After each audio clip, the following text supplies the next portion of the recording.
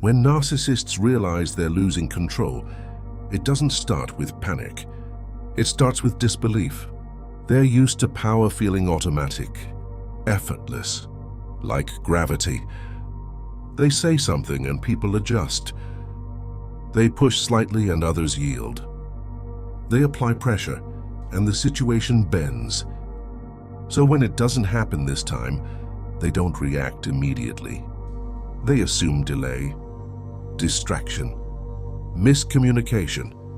Confidence tells them it's temporary. They replay the interaction in their head, not with concern but with certainty. They believe the dynamic will correct itself. It always has. This is the moment that matters most, because it's the last moment they feel comfortable. You don't argue. You don't explain. You don't rush to restore balance. And that creates the first fracture. They notice you're not orienting around them anymore, not adjusting tone, not anticipating reaction. At first, they tell themselves it means nothing. But control depends on responsiveness, and something feels off. They repeat a behavior that's always worked before, the familiar nudge, the subtle pressure, and nothing moves. That's when confidence wavers, not visibly, internally. They don't feel threatened yet. They feel confused. Confusion is new territory. Manipulators rely on predictable cause and effect. They do X. You do Y. When Y doesn't happen, the system glitches. They scan for signs they've misread you. They look for reassurance in your behavior. They wait for the familiar correction, but you stay exactly where you are. That stillness is destabilizing, because it introduces a possibility they hate considering. That the power dynamic might not be fixed, that control might not be permanent, that you might be operating independently of them. This is the first crack. They haven't lost control yet, but they can feel it slipping. And once they feel it slipping, everything changes. In the next chapter, we'll break down what happens when control stops feeling automatic, and why the loss of effortlessness is what triggers the beginning of their panic.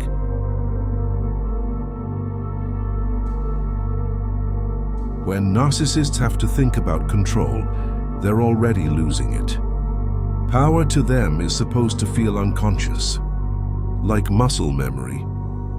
They move, others respond. So the moment they notice they have to try, something inside them tightens. They begin paying attention to things they never monitored before. Timing, tone, your silence. They replay interactions not to refine them, but to reassure themselves, to confirm the dynamic is still intact. It isn't. Control that has to be maintained is no longer control. It's effort. And effort breeds anxiety.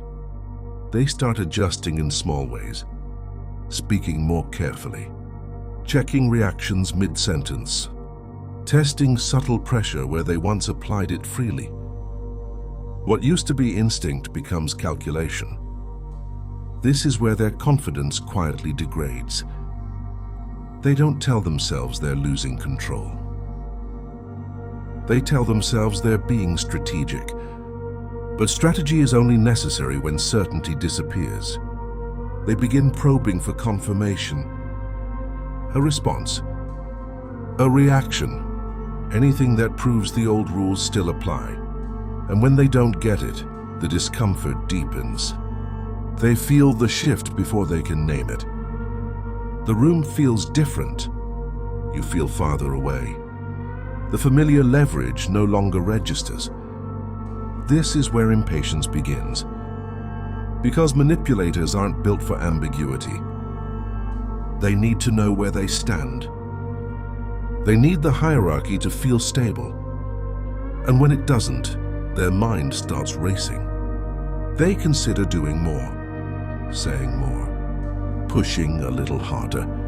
Not yet out of panic, but out of a growing need to restore normality.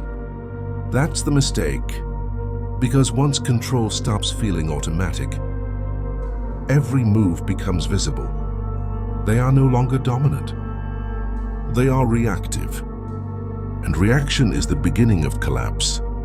In the next chapter, we'll examine the exact moment confidence turns into panic and why that emotional shift forces manipulators into their most revealing mistakes.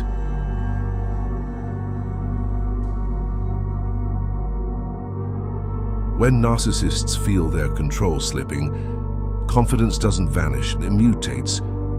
It turns sharp, restless, defensive. This is the moment where calm authority gives way to urgency.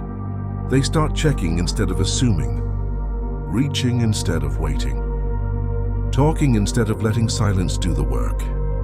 What used to feel smooth now feels forced. They repeat themselves more often. They circle points that were already made. They try to re-anchor the dynamic with familiarity. You know what I meant? We've always done it this way. You're reading too much into it. These aren't clarifications. They're reassurance attempts, because panic doesn't look like chaos at first. It looks like overcorrection. They begin scanning your behavior for threat, for distance, for independence, and when they sense it, their internal narrative fractures. They feel the need to act, not strategically, reflexively. This is where the first real mistake happens. Instead of regaining control, they expose the fear of losing it. They push a little harder than necessary. They escalate slightly too soon. They introduce pressure where none was required, and that pressure feels wrong. You can hear it in their tone, see it in their timing, feel it in the way they suddenly need something back from you. They're no longer operating from confidence. They're operating from containment, trying to keep something from slipping further. And the more they try to contain it, the more obvious the panic becomes. Because power never needs to announce itself, but insecurity always does. They start revealing priorities they meant to hide, attachments they didn't want seen, dependence they believed was invisible. What they think is urgency, you recognize as fear, and fear makes manipulators sloppy. They haven't overplayed their hand yet, but they're gripping it too tightly. And once panic sets in, escalation is no longer a choice. It's a compulsion. In the next chapter, we'll break down why panic forces manipulators to overplay their hand and how that moment guarantees they'll lose far more than they intended.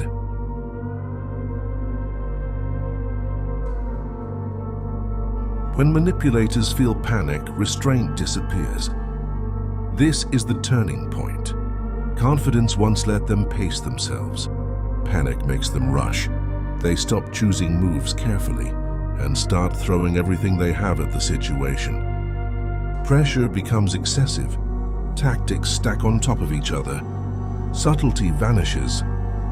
They contradict themselves without noticing. They switch tones mid-conversation.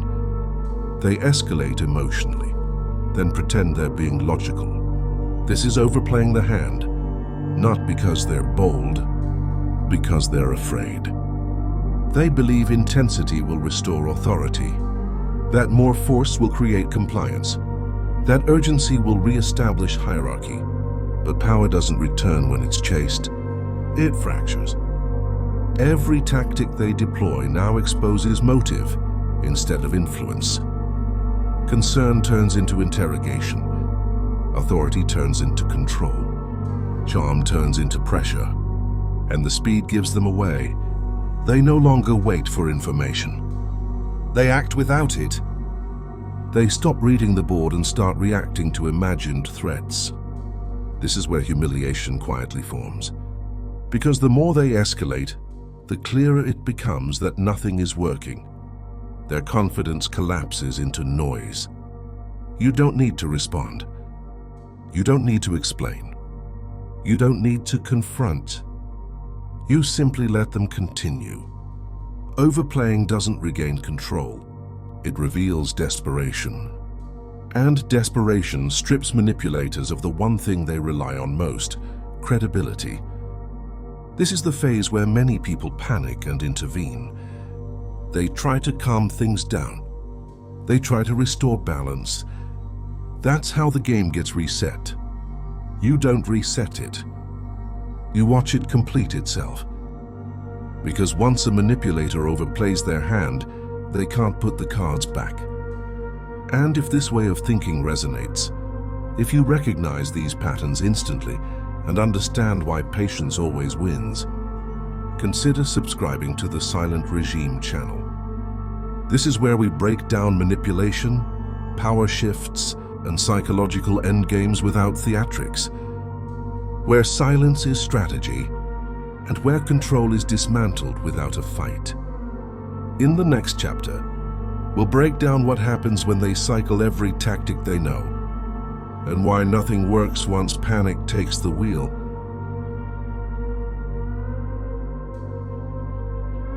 When narcissists realize that overplaying didn't work, they don't stop, they cycle. This is where it gets almost pathetic. They rotate through every version of themselves they've ever used to gain control.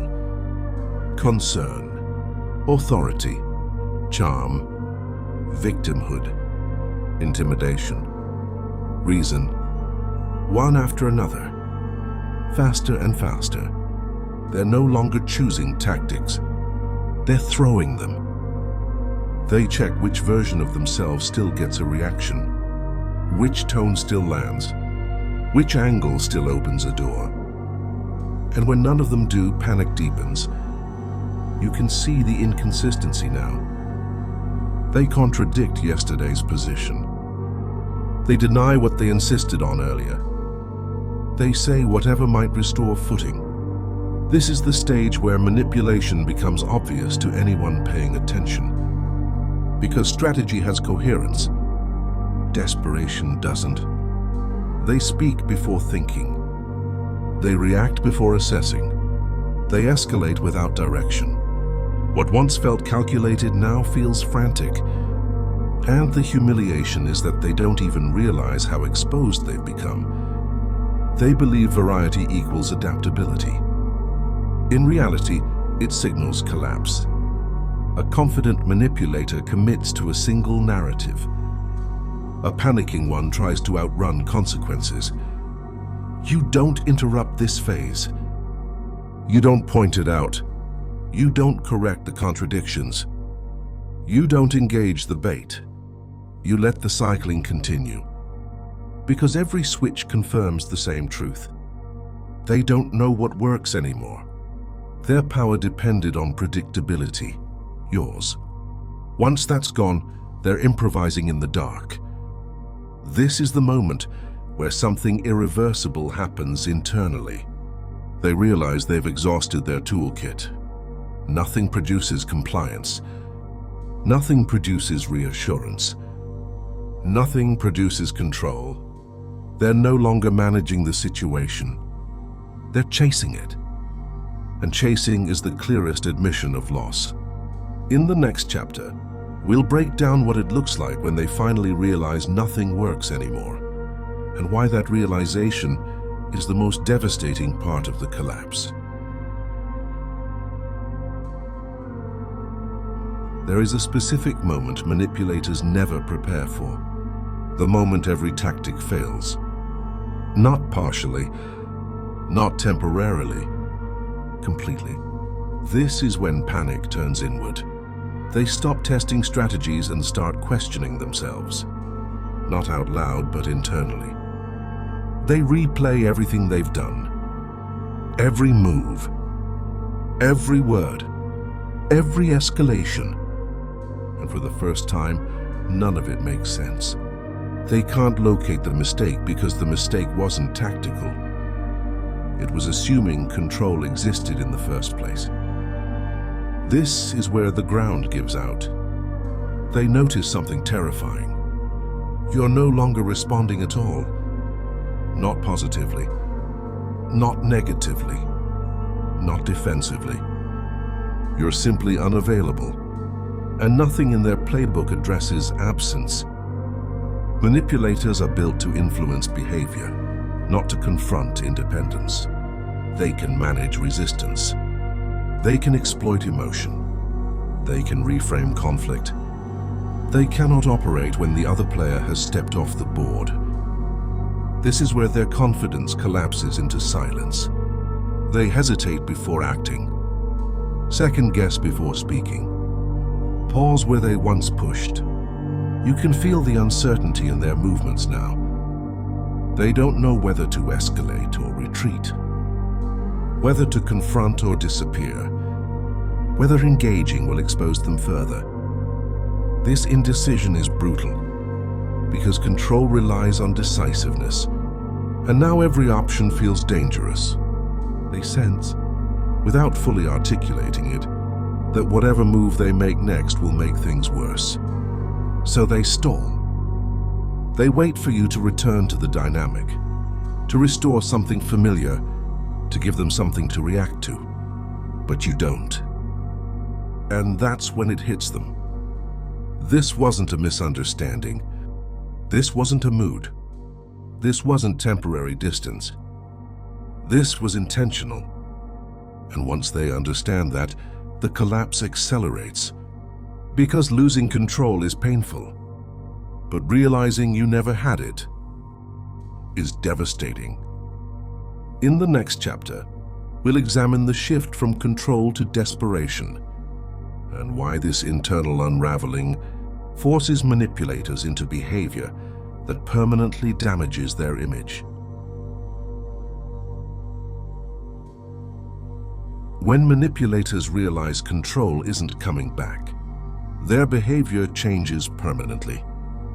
This is the phase where desperation replaces authority. They stop moving with intention and start moving with urgency. Their timing feels off. Their confidence feels forced. Their presence feels intrusive. You can sense it immediately. They reach out without purpose. They manufacture reasons to reconnect. They insert themselves where they're no longer relevant, not because they have a plan, but because stillness terrifies them. Desperation makes them careless. They say things they once kept hidden. They reveal priorities they never meant to expose. They show emotional dependency where they once projected dominance. This is where the mask slips. They begin asking questions they never would have asked before, fishing for reassurance, testing for access, looking for any indication that the door isn't fully closed. And when they don't get it, the desperation sharpens. Their tone oscillates. Calm turns to irritation. Concern turns to accusation. Confidence turns brittle. They're no longer trying to control you. They're trying to stabilize themselves. This is humiliating for them, because the dynamic has inverted. They're reacting. You're observing. They're managing anxiety. You're unmoved. They sense the imbalance and it makes them reckless. They over-explain. They over-justify. They reveal more than they intend. And each attempt confirms the same thing. They are no longer in control of the situation or themselves. Desperation strips manipulators of composure. And composure is the last illusion of power they have left. Once that's gone, everyone can see it.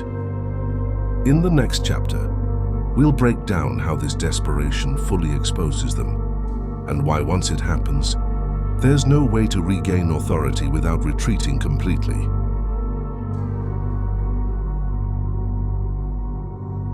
When desperation takes over, manipulators don't just lose control, they reveal themselves. This is where the damage becomes permanent. Up until now, they could still pretend. They could still perform competence. They could still mask intent. But desperation erodes discipline. They start contradicting their own history, rewriting conversations that others remember clearly, making claims that don't survive even mild scrutiny. They rush explanations no one asked for. They defend positions no one challenged. They justify actions that were never questioned. And that's the tell. Confident people don't preemptively defend themselves. Only exposed ones do. Their behavior becomes reactive instead of strategic. They respond emotionally where they once calculated. They reveal motive through overcorrection. You can feel the imbalance now. They speak too much. They push too often. They linger where they're no longer wanted. And the more they try to recover control, the more obvious it becomes that it's gone. Others begin to notice, not because you pointed anything out, but because the manipulator can't stop signaling instability. Their timing is wrong. Their tone is inconsistent. Their presence feels strained. They begin explaining themselves into exhaustion. That's when the illusion collapses, because manipulation relies on plausibility. Once behavior stops making sense, the spell breaks. And here's the part they never anticipate. You don't capitalize on this exposure. You don't exploit it publicly. You don't react at all. You let it sit. Because exposure that comes from someone's own behavior is far more humiliating than anything you could orchestrate. They realize it slowly and painfully that they did this to themselves. No confrontation, no accusations, no drama, just their own actions echoing back at them. In the next chapter, we'll examine the quiet moment when they finally understand it's over, and why that realization always arrives too late to save anything.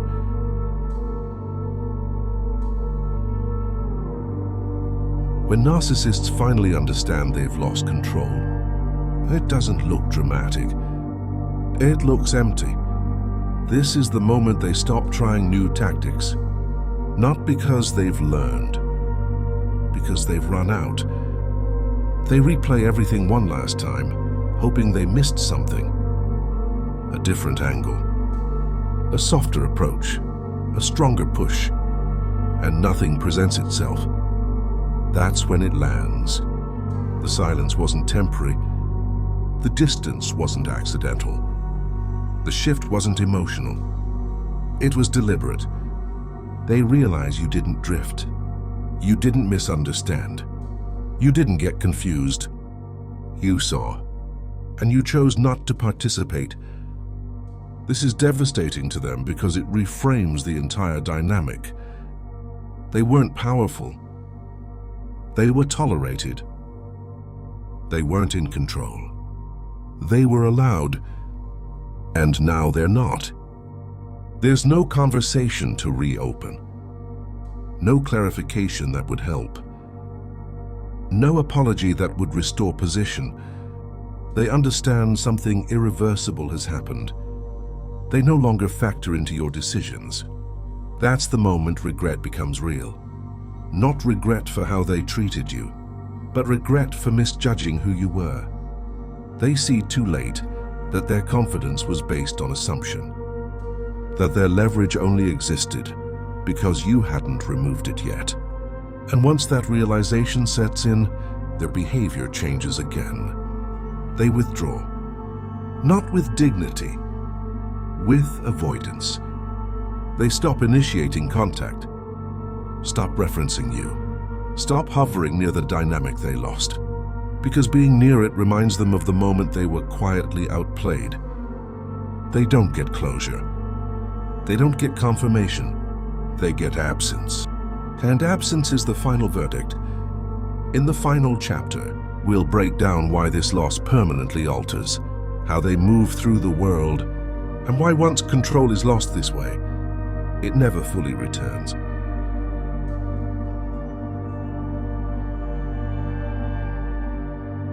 When narcissists lose control this way, they don't recover. they adapt downward. This isn't a temporary loss. It's a permanent recalibration. They don't come back stronger. They come back more cautious, more restrained, less ambitious. Because once they've felt this kind of loss, something fundamental breaks. They learn a new fear. Not fear of confrontation, not fear of exposure, fear of misjudgment. They realize that control isn't guaranteed.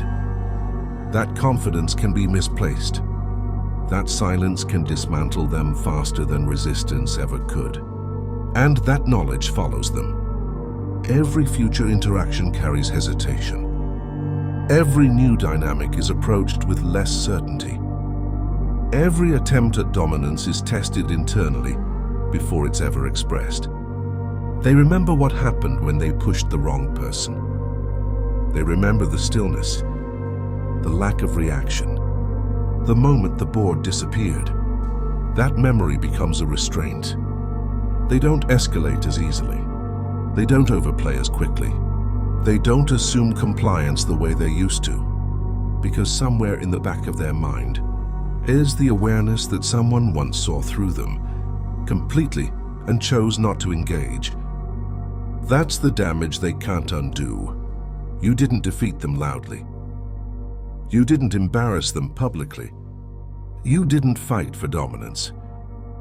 You removed yourself as a piece in their game. And once someone learns they can be removed, they never feel powerful in the same way again.